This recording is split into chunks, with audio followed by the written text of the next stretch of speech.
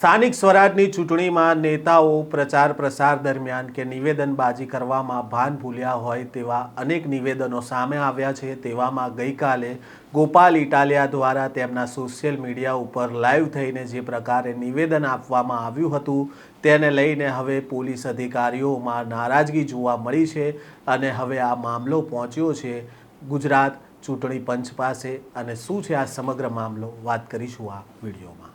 વૈષ્ણવજન તો તેને કહીએ જે પીડ પરાઈ જાનાને રે। નમસ્કાર, નવજીવન ન્યૂઝમાં આપનું સ્વાગત છે। હું છું જયંત દાફડા। સ્થાનિક સ્વરાજની ચૂંટણીને લઈને નેતાઓ દ્વારા જે પ્રચાર પ્રસાર કરવામાં આવતા હતા તેને લઈને અનેક પ્રકારના વિવાદિત નિવેદનો પણ સામે આવ્યા હતા।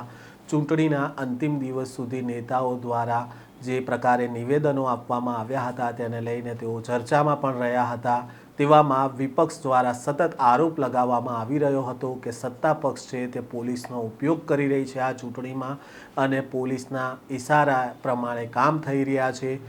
અનેક પ્રકારના આવા આરોપો લાગ્યા હતા। તેવામાં ગઈકાલે જ્યારે મતદાન પૂર્ણ થયું હતું ત્યારે ગઈકાલે મોડી રાત્રે ગોપાલ ઇટાલિયા તેમના સોશિયલ મીડિયા ઉપર લાઈવ થયા હતા અને તેમણે જ્યારે આ લાઈવ થયા ત્યારે નિવેદનમાં અનેકવાર તેમણે એવા શબ્દોનો ઉચ્ચારણ કર્યો કે ગુજરાતમાં જે પોલીસના અધિકારીઓ છે, જે આઈપીએસ છે, તેઓ હર્ષ સંઘવીના ઇશારે કામ કરી રહ્યા છે અને માત્ર હવે તેમણે પગના તળિયા ચાટવાના બાકી રાખ્યા છે તે પ્રકારનું વિવાદિત નિવેદન ઉચ્ચાર્યું હતું અને તેને જ લઈને હવે મામલો ગરમાયો છે। આજે અમદાવાદના પોલીસ કમિશનર સહિતના આઈપીએસ અધિકારીઓ છે તેઓએ આ સમગ્ર મામલાને લઈને રાજ્ય ચૂંટણી પંચને ફરિયાદ કરી છે લેખિતમાં અને જે પ્રકારે નેતાઓ દ્વારા નિવેદન આપવામાં આવતા હોય છે તેને લઈને પોલીસ અધિકારીઓએ વાંધો ઉઠાવ્યો છે અને જે પ્રકારે નેતાઓ નિવેદન આપી રહ્યા છે તેને લઈને સમગ્ર પોલીસ ફોર્સ છે તે બદનામ થઈ રહ્યો હોવાનો પણ તેમાં ઉલ્લેખ કર્યો છે।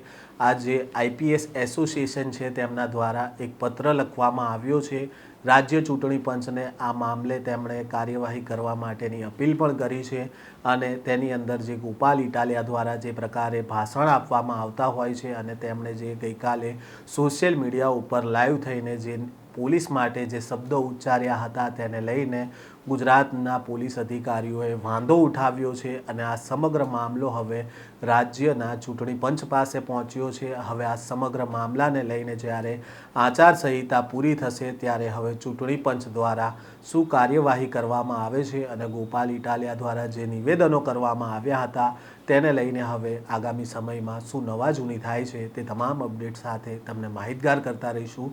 એટલે નવજીવન ન્યૂઝ સાથે જોડાયેલા રહીશું।